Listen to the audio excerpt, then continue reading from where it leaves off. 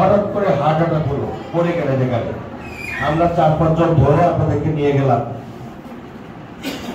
বরিশাল মেডিকেলে।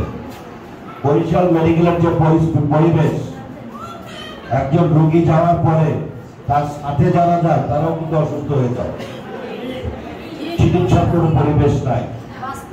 তাহলে এত বড় একটা বিল্ডিং, এতগুলো ডাক্তার, আপনাদের বড়দের পিছনে দৌড়াইতে হয় কেন? বড়দেরকে বলে তারপর ডাক্তারের সিরিয়াল ধরতে হয়। কিন্তু আপনি এই যে শহরে বাস করেন, আপনি কিন্তু ট্যাক্স দেন, যারা যারা ট্যাক্স দেন, আপনাকে চিকিৎসা দেওয়া রাষ্ট্রের দায়িত্ব। এই যে এখান থেকে হার্ট অ্যাটাক করে একজন পড়ে গেল, এই রোগীটার যদি দৌড়ে একটু হাসপাতালে নিয়ে যায়, যদি তার ভালো একটা ছেলে থাকে বা আত্মীয় স্বজনের মধ্যে কেউ টাকা পয়সা থাকে, তাহলে ওই হাসপাতালের পরিস্থিতি দেখে তাকে একটা প্রাইভেট হাসপাতালে নিয়ে যাবে চিকিৎসা করবে। আর যদি টাকা পয়সা কেউ না থাকে, তাহলে আপনি মেডিকেলে পড়ে থাকবেন, জীবনও শেষ হয়ে যেতে পারে। আর যদি আমাদের রাষ্ট্র, আমি নাগরিক অধিকার, আমার যেরকম একটা অধিকার আছে, আপনারও কিন্তু অধিকার সমান। যদি রাষ্ট্রটাকে আমরা উন্নত করতে পারতাম, আমি দেশের বাইরে বহু জায়গায় দেখেছি, এবং আপনারা জানেন যে একটা মানুষ অসুস্থ হয়ে যাওয়ার পরে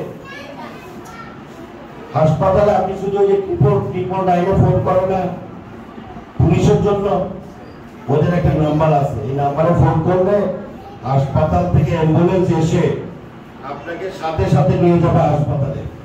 আপনার ছেলে আছে কিনা, মেয়ে আছে কিনা, টাকা দেওয়ার লোক আছে কিনা, ওই দেশে কিন্তু জিজ্ঞেস করতে হয় না। আপনার চিকিৎসা করে সমস্ত কিছু করে বাড়িতে পৌঁছে দেওয়ার দায়িত্ব তাদের। আমরা বাংলাদেশের নাগরিক, 55 বছরের বাংলাদেশ, এই বাংলাদেশটা কিন্তু এরকম হতে পারত।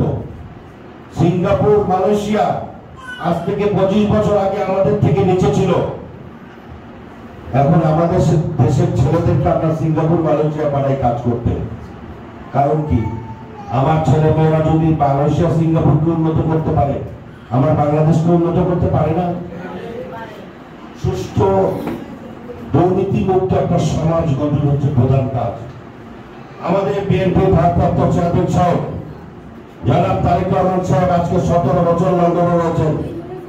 তিনি চাচ্ছেন এরকম একটি বাংলাদেশ গঠন করতে, যেই বাংলাদেশে গরিব হোক আর বড়লোক হোক, বিনা চিকিৎসা যাতে মৃত্যুবরণ করতে না হয়, তাদেরকে এমন ব্যবস্থা করবেন, তিনি প্রত্যেক পরিবারের স্বাস্থ্য কার্ড করে দেবেন, যে এই কার্ড নিয়ে যেখানে যাবে তাকে সম্পূর্ণ চিকিৎসা রাষ্ট্র দেবে।